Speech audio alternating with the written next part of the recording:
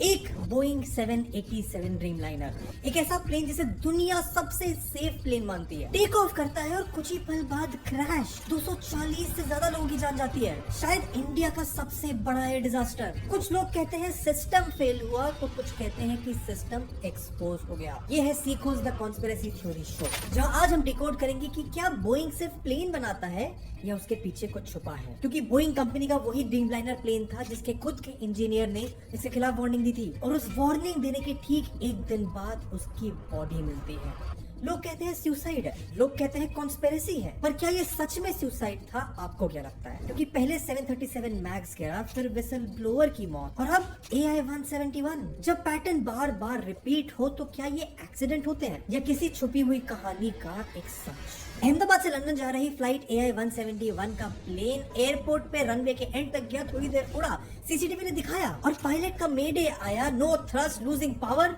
Landing gear retract शायद नहीं हुआ, फ्लैप्स शायद गलत पोजीशन में थे और शायद इसी वजह से लिफ्ट गया। प्लेन सिर्फ 600 फीट तक गया, एक क्रैश और बहुत लोगों की मौत और सिर्फ एक सर्वाइवर। पर ये पहली बार नहीं हुआ था। 2018 में लायन एयर, 2019 में इथियोपियन एयरलाइंस, दोनों बोइंग के 737 मैक्स के क्रैशेस। और उसके पीछे का कॉज शायद सिर्फ एक सॉफ्टवेयर, MCAS, एक ऑटो पायलट सिस्टम जिसकी वजह से प्लेन का नोज फोर्सफुली ग्राउंड की तरफ जाता है बिना पायलट के कंट्रोल के। FAA ने बोला कि बोइंग ने रेगुलेटर्स को झूठ बोला। 346 लोग मर गए। DOJ ने $2.5 बिलियन का फाइन लगाया, पर जेल किसी को नहीं हुई, जिम्मेदारी किसी ने नहीं ली। जनवरी 2024 में तो अलास्का एयरलाइन का 737 मैक्स का emergency exit door mid air निकल गया 16,000 फीट पर। और बोइंग का स्टारलाइनर एयरक्राफ्ट जिसमें नासा के एस्ट्रोनॉट स्पेस में जाने वाले थे, उसमें हीलियम लीक मिला। अगर लॉन्च होता तो इंजन सिस्टम स्पेस में जाके फेल हो सकता था। नासा को मिशन रोकना पड़ा, पर बोइंग के प्लेन्स फिर भी आसमान में रहे। यहाँ शायद एक पैटर्न दिख रहा है, वार्निंग मिलती है, बोइंग इग्नोर करता है, कुछ प्रॉब्लम आती है और ब्लेम कहीं और चला जाता है। 2024 में ही बोइंग के senior quality manager John Barnett 32 साल तक कंपनी के साथ थे। साउथ कैरोलिना फैक्ट्री में उन्होंने कुछ देखा और रिपोर्ट किया, unauthorised titanium, paper thin joints और टेम्पर्ड सेफ्टी इंस्पेक्शंस। उन्होंने FAA को कंप्लेंट फाइल किया और एक लीगल डिपोजिशन के दौरान वार्निंग भी दी कि these planes will break apart in the air. और इसके